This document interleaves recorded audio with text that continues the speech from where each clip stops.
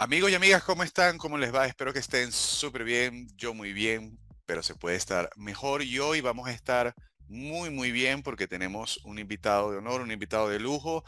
Tenemos a Luis Diego Fernández, un doctor en filosofía argentino. Da clases en la Universidad de Itela, en Buenos Aires.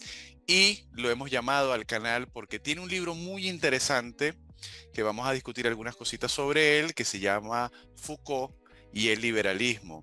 Luis Diego, ¿cómo estás? ¿Cómo te va? ¿Cómo andás, Marcos? ¿Todo bien? Gracias por invitarme, Un placer. Muchísimas gracias, Luis, por aceptar la invitación a nuestro canal.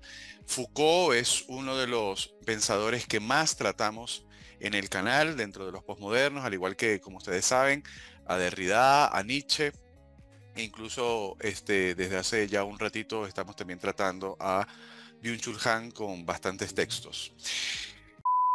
Luis Diego tiene este texto de Foucault y el liberalismo, que es un texto que publicó en el año 2020. Es un texto que te voy a dejar en la descripción y en el comentario fijado, el link de Amazon, el link de Google para que lo veas. Incluso el que está en Google se puede leer dos capítulos. Está increíble la propuesta que Luis está haciendo. Y Luis también ha publicado recientemente en este año La creación del placer, que tiene que ver también obviamente con Foucault, porque Luis Diego es, digamos, un especialista, un investigador de la obra de Foucault, y probablemente, digamos, al final vamos a también preguntarle alguna cosita sobre este libro de el que se publicó este año en el 2022. Quiero agradecerle en este momento a mis mecenas de Patreon en patreon.com/Marcos Represas. Gracias a su aporte valioso puedo seguir creando contenido filosófico para todos. Luis Diego, ¿qué es la política para Foucault?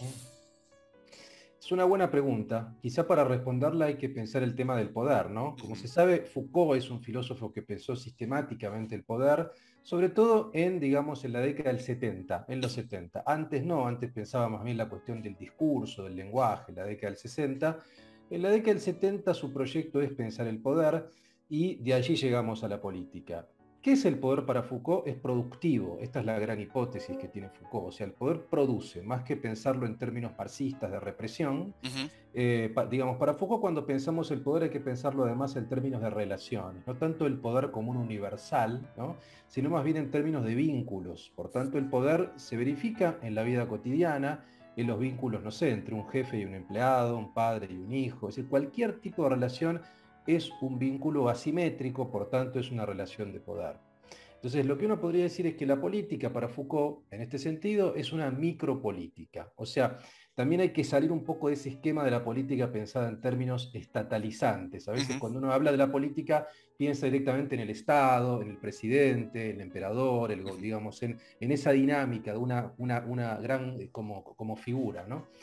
Un rey, por ejemplo. No, para Foucault hay que pensar en términos de micropolítica, él habla de micropolítica, y eso tiene que ver, sí, con las relaciones de poder al interior de la vida cotidiana. Cualquier tipo de vínculo es un vínculo en este sentido político, ¿no?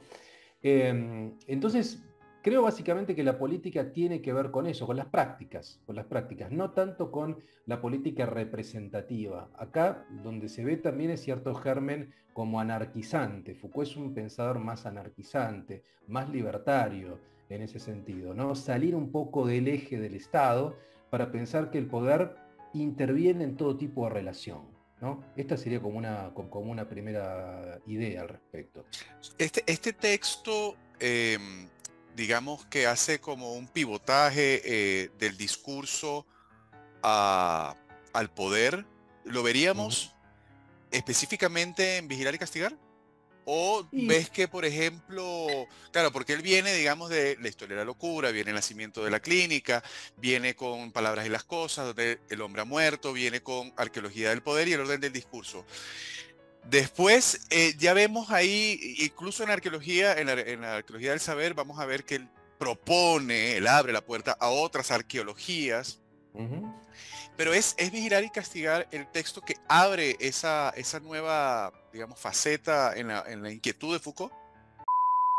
Sin duda sí, o sea, como libro sí, antes tenemos los cursos del Collège de France, digamos, donde uno puede ver ya cómo aparece el tema del poder sistemáticamente, el año 72, 73, pero Vigilar y Castigar, sí, como libro de Foucault es el primer libro donde aparece una analítica del poder distinta, aparece esta dinámica de la disciplina y después aparece la biopolítica en el primer tomo de la historia de la sexualidad, digamos. Lo que va a plantear Foucault es esto, es una grilla de inteligibilidad del poder distinta. Y eso sí, como libro, Vigilar y Castigar sí, sobre todo lo que es el poder disciplinario, el poder normativo, el poder de la norma, aparece fuertemente en ese libro.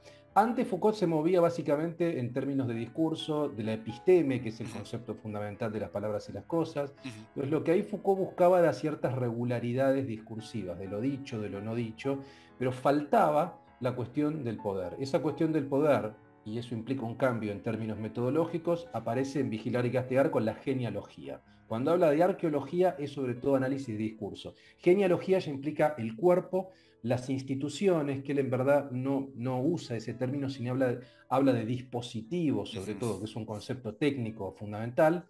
Bueno, ese concepto es fundamental para entender el poder.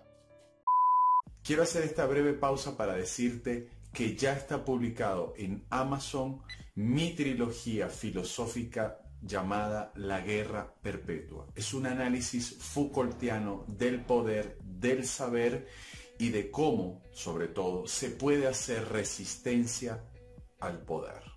Te voy a dejar en la tarjeta, en la descripción y en el comentario fijado el link de Amazon para que puedas descargarlo de forma gratuita si estás afiliado a Amazon Kindle Unlimited, o puedes adquirirlo por solo $2.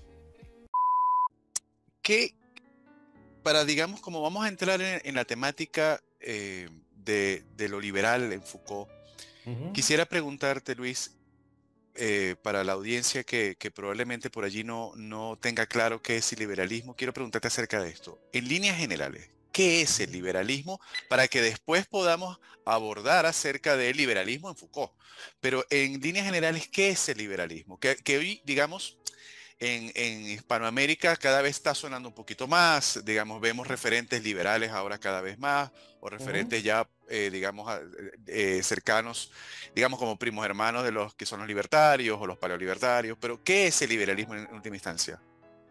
Bueno, es una buena pregunta que también es difícil de definir en términos generales, digamos. Yo lo que te diría es que el liberalismo es una racionalidad de gobierno, es un Ujú, arte de gobierno, es una forma de gobernar. Así incluso lo plantea Foucault, ¿eh? Yo creo ujú, que no hay mucha diferencia. Es una racionalidad de gobierno que nace en el fin del siglo XVIII, principio del siglo XIX, como respuesta a lo que tiene que ver con digamos, con una visión fuertemente monárquica, contra el despotismo, digamos. En principio es eso, digamos, ¿no? Es una racionalidad de gobierno que trata de limitar el accionar del Estado absolutista y del poder estatal, ¿no? Por eso se habla de laissez-faire, digamos, ¿no? Dejar hacer en ujú. acción a los individuos para comerciar, para vivir su vida. En principio tiene que ver con eso, con fijar un límite a la intervención, digamos, tanto del monarca como del Estado, ¿no? Es una respuesta frente al absolutismo.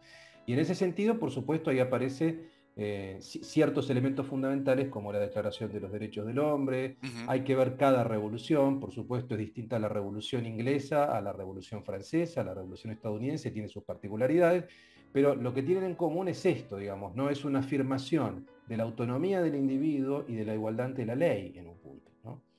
Esto sí, aparece básicamente fin del siglo XVIII, principio del siglo XIX.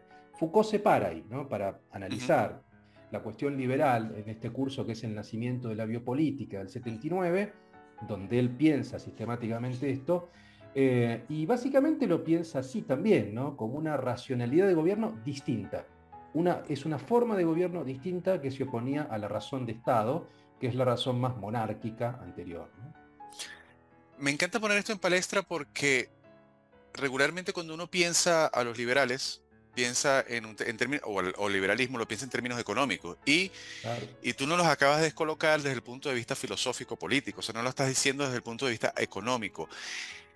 Solo como para rematar la pregunta, el nacimiento del Estado, ese nacimiento es un Estado liberal. Ujú. Sin duda.